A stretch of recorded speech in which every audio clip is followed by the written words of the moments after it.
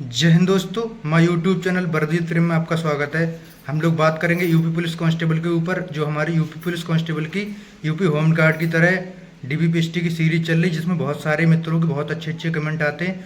बहुत सारे बंदों को इसका बहुत फ़ायदा हो रहा है, क्योंकि हम इसमें बात करते हैं कि कहाँ कितने पास हुए, कहाँ कितने फेल हुए, कहाँ चेस्ट में फेल हो रहे हैं, कहाँ सबसे ज़्यादा अपसेंट हो रहे हैं, और कहाँ कितने बंदे हाइट में फेल हो रहे हैं, और कहाँ डॉक्यूमेंट्स में दिक्कत आ रही है, कहाँ ईडब्ल्यूएस वाला इंग्लिश में ले रहे हैं या जाति प्रमाण पत्र में कहाँ दिक्कत आ रही है, और कुल मिलाकर कितने परसेंट फेल हो रहे हैं, इस पर भी हम लोग चर्चा करेंगे।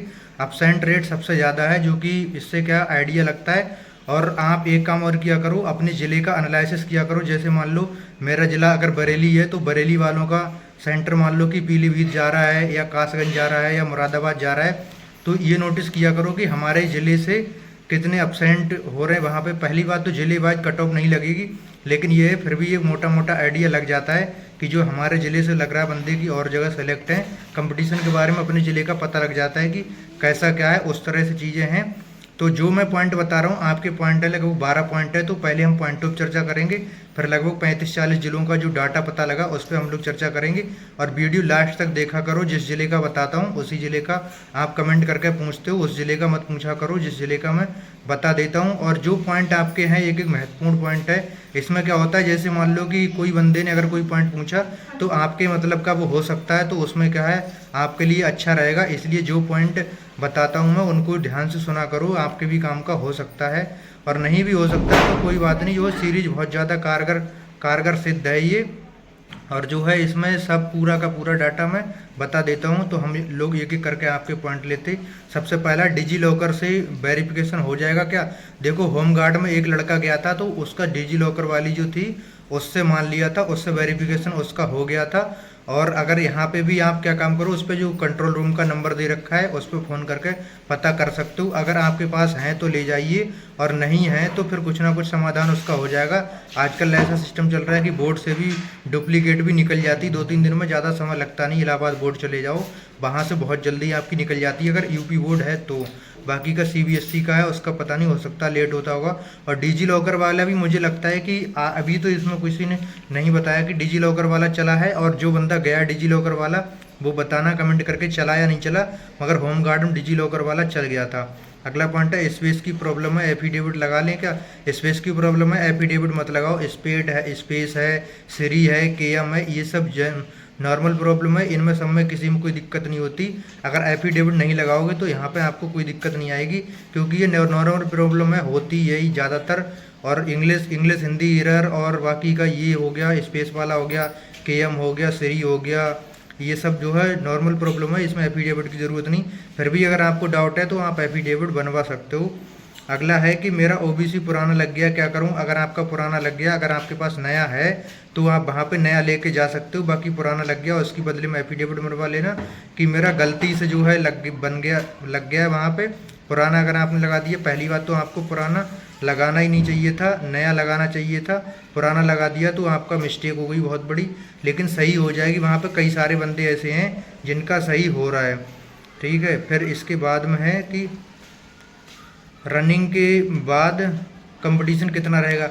रनिंग के बाद कंपटीशन जो रहेगा, अभी समझ लो 15, लगभग 15-16% यहाँ पे फेल हो रहे हैं, ये मैं बाद में बता दूंगा। जो मैंने परसेंटेज लिखा है वहाँ पे, फिर रनिंग में कितने ज़्यादा फेल होंगे उसके हिसाब से लगभग वही, फिर भी मोटा मोटा मान के चलो 1.5 का कंपटीशन बचेगा। इससे ज़्यादा बचने का कोई चांस है नहीं ना, इससे ज़्यादा चांस बचने का है नहीं, वही बचेगा। अगला पॉइंट है कि मेरे डॉक्यूमेंट्स में कोई कमी नहीं है, तो एफिडेविट चाहिएगा। किस बात का भाई एफिडेविट चाहिए? ऐसे मजाक ना करो, एफिडेविट आपको बिल्कुल नहीं चाहिए जब डॉक्यूमेंट्स में कमी नहीं। तो फिर भी अगर आपको ज़्यादा शौक है तो 100-200 रुपये का एफिडेविट आप बनवा लेना, ठीक है। अगला है कि नौकरी है तो क्या हो जाएगा? हाँ बिल्कुल हो जाएगा, नौकरी है तो कोई दिक्कत आपको नहीं होगी। अगला पॉइंट है, रनिंग कब तक हो सकती है? रनिंग आपकी जो है, इस तरह सूत्रों के हवाले से खबर आ रही कि रनिंग, अगर होम गार्ड की रनिंग अगर 8 से स्टार्ट होती है तो आपकी रनिंग 15-16 तारीख से स्टार्ट हो जाएगी, क्योंकि 6-7 दिन में उनकी रनिंग स्टार्ट हो जाएगी। उनके रनिंग के जस्ट बाद तुम्हारी भी रनिंग स्टार्ट हो जाएगी। अगर आपकी पहले हो जाती, आपका रिजल्ट पहले हो जाता तो अच्छा था। फिर भी अगर किसी का ज़्यादा नंबर बन रहा है तो होम गार्ड की स्किप कर देना, और यहाँ पे अच्छा नंबर है तो। अगला पॉइंट है कि आप आय और जाति आपस में चेंज थे, जाति और निवास आपस में चेंज थे। वहाँ ऐसा था, एक बंदे का जाति की जगह निवास, निवास की जगह जाति लग गया था, और नंबर भी, सर्टिफिकेट नंबर भी चेंज थे। तो वहाँ पे जो बोर्ड मेंबर थे उन्होंने खुद मॉडिफाई वहाँ पे करा दिया बिना किसी एफिडेविट की, जो कि बहुत ही अच्छा हो रहा है कि आपको जो है अगर ऐसी कोई गलती है तो आपकी वहाँ सही करा दी जा रही। आपकी बिल्कुल लापरवाही है, आपने जहाँ से फॉर्म भरवाया उसकी लापरवाही, क्योंकि फॉर्म भरने वालों को कुछ आता जाता तो है नहीं, 100 रुपये के चक्कर में फॉर्म भर देते हैं, और गलती तुम्हारी है। तुम जो है वहाँ फॉर्म भरवाते हो, वहाँ इमेज के चेक करते नहीं, चेक करना चाहिए। अगर यही नहीं अगर चेंज करते तो क्या करते? आपकी लापरवाही इसमें सरकारी नौकरी बाहर कर सकते हैं, बोलेंगे कि अब जब तुम फॉर्म ही सही से नहीं भर पा रहे हो तो क्या नौकरी सही से करोगे। पर कोई बात नहीं, बहुत बढ़िया काम चल रहा है यूपी पीआरबी बोर्ड का, इससे बेहतर कुछ नहीं हो सकता जितना बेहतर चल रहा है, मैं तो यही कहूँगा। अगला है कि आज लखीमपुर में चेस्ट में भी बंदे बाहर हुए हैं, लखीमपुर में भी चेस्ट में बंदे बाहर हुए, सही बात है, और जगह भी चेस्ट में बंदे बाहर हुए। अब चेस्ट में भी बंदे बाहर होते हुए नजर आ रहे हैं, जो कि पहले शुरू के 1-2 दिन में बाहर नहीं हुए थे, अब चेस्ट में भी बाहर हो रहे हैं। अगला है आधार में पापा का नाम गलत है, कोई दिक्कत नहीं, पापा का नाम गलत, मम्मी का नाम गलत, जिले का नाम गलत, तहसील का नाम गलत, गाँव का नाम गलत, पोस्ट का नाम गलत, कोई दिक्कत यहाँ पे आधार कार्ड में नहीं होगी। आधार कार्ड में अगर आपका डेट ऑफ बर्थ, आपका नाम सही है तो कोई दिक्कत नहीं होगी। अगला है मुझे ईडब्ल्यूएस में प्रोविजनल किया है, केंद्रीय सूची लिखा है, हाँ सेंट्रल गवर्नमेंट अगर लिखा है तो वहाँ पे प्रोविजनल कर देंगे। फिर भी अगर आपके पास अगर ऐसा कुछ है तो वहाँ भर्ती बोर्ड जाइए, वहाँ रिक्वेस्ट करिए, एप्लीकेशन दे के वहाँ पे सही पेश करिए, हो सकता है कुछ आपका समाधान हो जाए। और वहाँ पे साफ साफ लिखा है प्रारूप 4 चाहिए, हिंदी में चाहिए, तो आपने क्यों क्यों वो कर दिया? तो हिंदी स्टेट गवर्नमेंट का लिखा है हिंदी फॉर्मेट में, तो स्टेट गवर्नमेंट अगर जिसका इंग्लिश में, उसका फिर भी पॉइंट एक बार को बनता है, और बाकी हिंदी फॉर्मेट स्टेट का होना चाहिए, साफ साफ लिखा गया है नोटिफिकेशन में। अगला है जो अपील के बाद पास हो रहे हैं उनका क्या होगा? बहुत बढ़िया बात है, अपील के बाद पास हो रहे हैं। मैं तो पहले ही बोल रहा था कि अगर आप फेल हो जाते पॉइंटों में तो अपील किया करो। अपील में बहुत सारे बंदे पास हो रहे हैं, तो कमेंट कर रहे हैं हम अपील में पास हुए, हमारा क्या होगा? आपका बहुत सही है, आप पास हो, अपील में अगर पास हो तो कोई दिक्कत नहीं है। और एक बंदा तो ये बोल रहा था कि एक बंदे की 0.4 हाइट कम थी, तो डीएसपी साहब ने उसकी कम से कम 4 बार हाइट नापी, बोला जब तक तुम खुद नहीं बोल दोगे तब तक हम नपवाते ही रहेंगे कि हाँ मैं फेल हूँ। तो उस बंदे से खुद बुलवा लिया कि हाँ मैं फेल हूँ, तब जाके बहुत बढ़िया, देखो कितना बढ़िया चल रहा है कि 4-4 6-6 बार नाप के आपको फेल किया जा रहा है, मतलब एकदम बढ़िया चल रहा है सब कुछ, कोई दिक्कत नहीं है। अब हम जिन जिलों का डाटा मिला उन पर हम लोग चर्चा कर लेते हैं फटाफट कि कहाँ पे कितने फेल हुए, कहाँ पे कितने पास हुए। सबसे पहला है कासगंज, कासगंज में 70 का बुला हुआ था, 70 में से 4 एब्सेंट हो गए, और 2 यहाँ पे हाइट में बाहर हो गए, 64 यहाँ पास हो गए। अगला जिला है मुजफ्फरनगर, मुजफ्फरनगर में 70 का बुला हुआ था, 70 में से 5 एब्सेंट हो गए, और 7 यहाँ पे अनफिट हो गए, 58 यहाँ पास हो गए।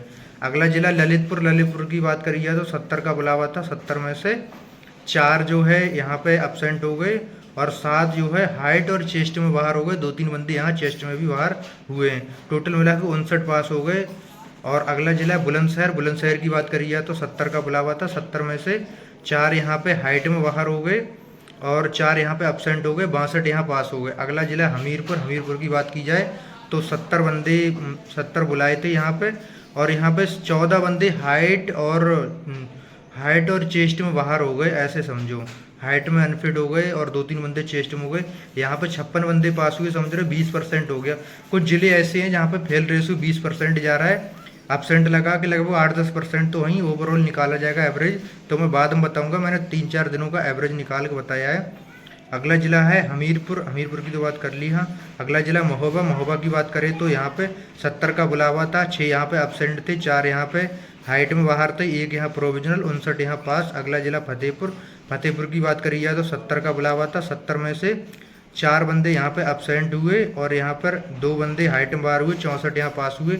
अगला है शामली, शामली की बात करें तो 70 का बुलावा था, 2 बंदे यहाँ पर एब्सेंट हुए, 8 बंदे हाइट में बाहर हुए, और 1 बंदा यहाँ पे फ्रॉड पाया गया है, जिसकी अच्छी खासी खातिरदारी यहाँ पर देखने को मिली है, और 59 बंदे यहाँ पर पास हुए। मैनपुरी की बात करें तो 70 का बुलावा था, 10 यहाँ पर एब्सेंट है, 5 यहाँ पर हाइट में बाहर हैं, और 58 यहाँ पर पास है। अगला जिला चंदौली, चंदौली की बात करें तो 70 का बुलावा था, 70 में से 4 यहाँ पे एब्सेंट हैं, 3 यहाँ पर हाइट में बाहर हैं, 1 यहाँ प्रोविजनल है, और 62 यहाँ पर पास है।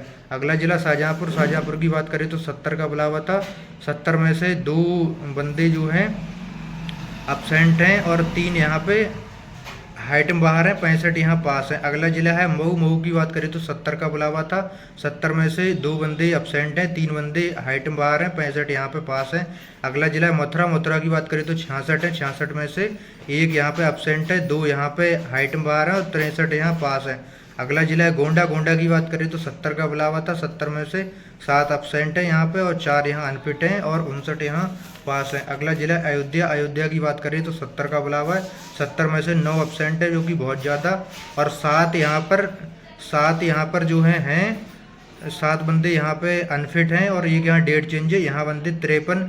इकलौता जिला ऐसा मिला है जो कि जिसका रेशू जो है पार कर गया 21%, फेल रेशो 21% से की पार है। अभी तक हमारे पास हाईएस्ट 54 था। इकलौता ऐसा जिला मिला जिसमें 53 पास हुए हैं, जो कि अगर एवरेज आप परसेंटेज निकालोगे तो 21.33 के आसपास ऐसे कुछ आएगा। फिलहाल 21 प्लस जाएगा परसेंटेज फेल रेशो यहाँ का, समझ रहे हो। 21% पार भी कर रहा है। कुछ ज्ञानी लोग बोल रहे हैं कि 10% ही 8-10% ही फेल होंगे, टोटल 8-10% तो अपसेंट ही हो रहे हैं। ठीक है, अगला है यहाँ पर अयोध्या दल 1 की बात होगी। अब अयोध्या दल 2 है, यहाँ पे 70 का बुलावा था, 4 यहाँ पे अपसेंट हो गए और 4 यहाँ पर हाइट में बाहर हो गए, 62 यहाँ पास हो गए। अगला जिला है चित्रकूट। चित्रकूट की बात करें तो 70 का बुलावा था, 70 में से 3 अपसेंट हो गए और 4 यहाँ पे हाइट में बाहर हो गए और 2 यहाँ प्रोविजनल हो गए और 61 यहाँ पास हो गए।